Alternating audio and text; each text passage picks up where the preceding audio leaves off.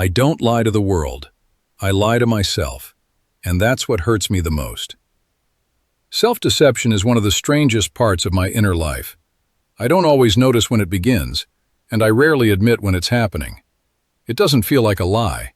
It feels like protection. It feels like comfort. It feels like a way to avoid pain, responsibility, or uncomfortable truth. But when I look honestly at myself, I see that self-deception quietly shapes how I think, how I react, and how I make decisions, often without my awareness. I deceive myself when reality threatens the image I want to hold. I tell myself I'm fine when I'm not. I pretend I'm strong when I'm exhausted. I insist I'm right even when I feel doubt. I convince myself that certain problems aren't serious, certain habits aren't harmful, and certain truths aren't urgent. I do this not because I'm dishonest, but because I'm afraid of what honesty might demand from me. Self-deception grows from fear. Fear of change, fear of responsibility, fear of admitting weakness, fear of losing control. When I sense that truth might require me to act, to grow, or to confront something painful, I instinctively look away. I create explanations, excuses, and stories that make the truth feel smaller or distant. I tell myself I'll deal with it later. I tell myself it's not as bad as it seems. I tell myself I already understand everything.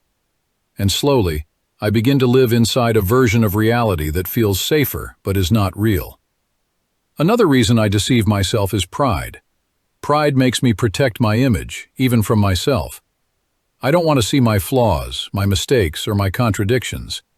I don't want to admit that I'm wrong, that I'm fragile, or that I need help. Pride convinces me that acknowledging truth is a threat to my dignity.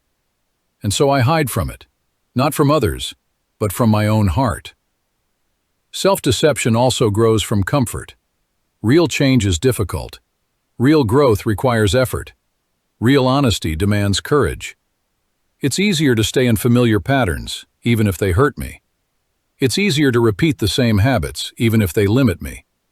It's easier to avoid uncomfortable conversations, even if they damage relationships. Comfort becomes a quiet trap, and self-deception becomes the story I tell myself to justify staying inside it. But the most dangerous part of self-deception is that it feels harmless. It doesn't feel like a lie. It feels like relief. It feels like a way to avoid conflict or pain. Yet the longer I deceive myself, the more disconnected I become from reality. I lose clarity. I lose direction. I lose the ability to make wise decisions. I begin to react to life based on illusions instead of truth. And eventually, reality catches up, often painfully. Self-deception doesn't only affect my inner life. It affects my relationships. When I deceive myself, I also deceive others. I hide my real feelings. I avoid honest conversations. I pretend everything is fine. I act from insecurity instead of sincerity. People sense the distance, the tension, the inconsistency. And relationships begin to weaken because they are built on something unstable. Yet self-deception is not a permanent state. It can be recognized and transformed. And the first step is awareness. The courage to admit that I sometimes lie to myself. When I acknowledge this, I begin to see the patterns, the excuses I repeat, the truths I avoid, the emotions I suppress, the responsibilities I postpone. The second step is honesty. Honesty is not about exposing myself harshly. It is about gently facing what is real. It is about admitting what hurts, what scares me, what confuses me. Honesty opens the door to clarity. It allows me to see where I truly am, not where I pretend to be.